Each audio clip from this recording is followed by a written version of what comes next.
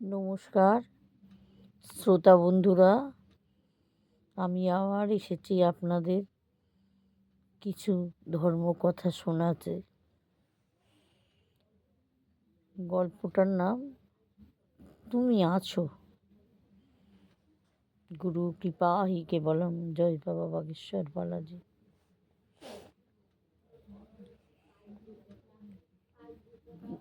স্বামীকে দেখে শুনে মন থেকে একটা কবিতা স্বামীকে শোনালো, নিজের লেখা। যেমন বড় বাবা রাধারমণ দাস বাবাজি, তিনি কুকুরদের পাত পেড়ে পংক্তিতে বসে খাইয়েছিলেন। ভাবা যায়! গ্রামে সব কুকুরদের নিমন্ত্রণ করেছিলেন, তাই তারা এসেছিল খেতে। তিনি জীবের মধ্যেই শিবই দর্শন করতেন। আজও সে প্রমাণ নবদ্বীপের সমাজবাড়িতে বিদ্যমান। আহিলি ধন্য মনে করে নিজেকে, এই রকম পরম্পরার আশ্রিত। কাটোয়াতে গেলে বাড়িতে ফেরার ইচ্ছাই করে না। যাই হোক, গুরুদেব বয়োবৃদ্ধ হয়ে যেতে নতুন একজন মহন্ত পদে অভিষিক্ত হন। তার আগে বেশ কিছুদিন আইলি আশ্রমে যাওয়া হয়ে ওঠেনি, কিন্তু নতুন যিনি মহন্ত পদে আছেন তিনি সকলকে খুঁজে খুঁজে তার পায়ের ধুলো প্রায় বাড়িতে দিলেন। তিনি সবাইকে এত আদর যত্ন দিয়ে কাছে টেনে নিলেন যে বর্ণনা করা যায় না। মনে হতে দিল না যে তারা অন্য গুরুর শিষ্য, সমভাব সবার প্রতি। কারো মনে হবে না যে উনি গুরুদেব, আমাদের নিজেদেরই গুরুদেব নয়। এতটাই মহৎ উদার। অন্য সব আশ্রমে যার যার শিষ্য তার তার। একবার কি হয়েছে, একজন ব্যক্তি, তার নাম নিতাই। নিতাই খুব কম বয়সেই বিপত্নিক। একটা ছেলে থাকার কারণ সে আর বিয়ে করেনি, কারণ সৎমা সতীনদের বাচ্চাদের দেখে না। যা হোক করে সেই বাচ্চাটাকে প্রতিপালন করে নিজেই। অন্য ভাইরা ছিল, কিন্তু নিতাইকে কেউ সাহায্য করতো না। সে খুব বোকা বলে কেউ দেখতেই পারতো না। কষ্ট সৃষ্টে ছেলেকে বড় করে বিয়ে দেয়। নিতাই নিজেই রান্না করা, ঘরের সমস্ত কাজ মেয়েদের মতো করতে পারে। ছেলে বিয়ে হওয়ার 3-4 মাস পর একদিন নিতাইয়ের খুব খিদে পেয়েছে। বৌমাকে বলল, মা, আমাকে দুটো খেতে দাও। বৌমা বলল, দিচ্ছি, বলে ভুলেই গেল। তখন নিতাই নিজেই ভাত বেড়ে খেতে বসলো। এমন সময় বউ রান্নাঘরে ঢুকে দেখলো শ্বশুর নিজেই নিয়ে খেতে বসেছে। দেখেই ছেলের বউয়ের মাথায় আগুন, যা মুখে এলো তাই বলল। নিতাই চোখের জল ফেলতে ফেলতে ভাতটা খেয়ে নিল, মুখে একটা কথাও বলল না। বউয়ের মুখে বলে আশা মিটল না। খুড়শাশুড়িদের ডেকে দেখালো, বলল, এ কি বেটা ছেলে, নিজেই হাঁড়ি থেকে ভাত বেড়ে খায়, লজ্জা করল না?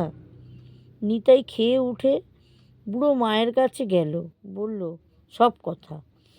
জিজ্ঞাসা করলো, মা, আমি 25 বছর বয়সে তোমার বৌমাকে হারিয়েছি। কোনো দিন কারো দিকে তাকাইনি পর্যন্ত, ছেলের মুখের দিকে তাকিয়ে। আজ দুটো ভাত নিয়ে বলেই কান্নায় ভেঙে পড়ল। বৃদ্ধা মা বলল, বাবা, আমি নিজেই তোর ভাইদের হাতে, আমার কিচ্ছু করার নেই।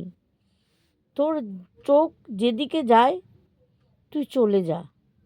নিতাই মায়ের আদেশ মনে করে যা পড়েছিল কাঁধে একটা গামছা নিয়ে বেরিয়ে পড়ল। কাছে একটাও টাকা নেই। অনেক কষ্টে ট্রেনে, নৌকা চড়ে অবশেষে কাটোয়ায় পৌঁছলো।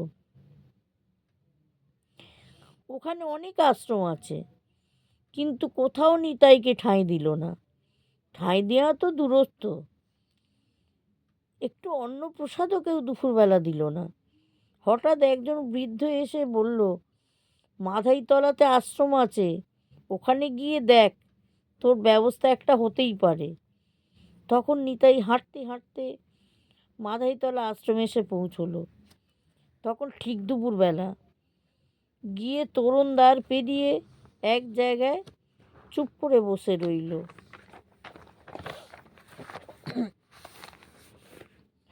অনেকক্ষণ থেকেই চুপচাপ বসে রইল। হঠাৎ একজন বাবাজির চোখ পড়ল। তিনি সহদেব বাবা। এগিয়ে এসে জিজ্ঞেস করলেন, এই তুই কে, কোথা থেকে আসছিস? আমি নিতাই, একটু আশ্রয় চাই। বাবাজি বললেন, কিছু খেয়েছিস? কান্নাতে ভেঙে পড়ল নিতাই। পা দুটো জড়িয়ে ধরে বলল, বাবা আমাকে ফিরিয়ে দিও না। দাঁড়া দাঁড়া, যা আগে চান কর গা, প্রসাদ পা, তারপরে দেখছি। এখন মহন্ত বাবা আশ্রমে নেই, বিকেলে ফিরবে। তিনি বড়ই দয়ালু। যদি তিনি দয়া করে তাহলে তোর একটা হিল্লে হতে পারে। এখন আগে প্রসাদ পেয়ে বস। নিতাই তাই করল। বিকেলে মহন্ত বাবা আশ্রমে ফিরলেন। সহদেব বাবা সব জানালেন। নিতাইকে ডাকা হলো। নিতাই ভয়ে ভয়ে বাবাজির কাছে গিয়ে দাঁড়ালো। বাবাজি বললেন, এই তোর নাম কি, কোথা থেকে আসছিস? নিতাই নিজের পরিচয় আস্তে আস্তে দিল। বলেই পায়ে পড়ল, বলল, বাবা আমাকে একটু আশ্রয় দাও, আমার কোথাও থাকার জায়গা নেই। বাবা বলল, তোর আধার কার্ড আছে? না বাবা, কাছে নেই, ঘরে আছে। আনতে পারবি? হ্যাঁ বাবা, পারবো। নিতাই আশ্রয় পেয়ে গেল মাধাইতলাতে। একটা নয়া পয়সাও লাগলো না। উল্টে কাপড়, গামছা, থাকার ঘর, খাওয়ার ব্যবস্থা সবই পেল। বিনিময়ে 2 ঘন্টা করে সংকীর্তন করতে হবে এই শর্তে। এত দয়া মাধাইতলাতেই হয়। মহন্ত বাবার নাম নিত্যানন্দ দাস বাবাজি। উনি খুবই দয়াবৎসল। আশ্রমে উনি অনেক উন্নতি করেছেন। ভক্তদের থাকার ব্যবস্থা থেকে শুরু করে অন্য অনেক সুব্যবস্থা করেছেন। ছোটদের প্রতি অত্যন্ত বাৎসল্য ভাব।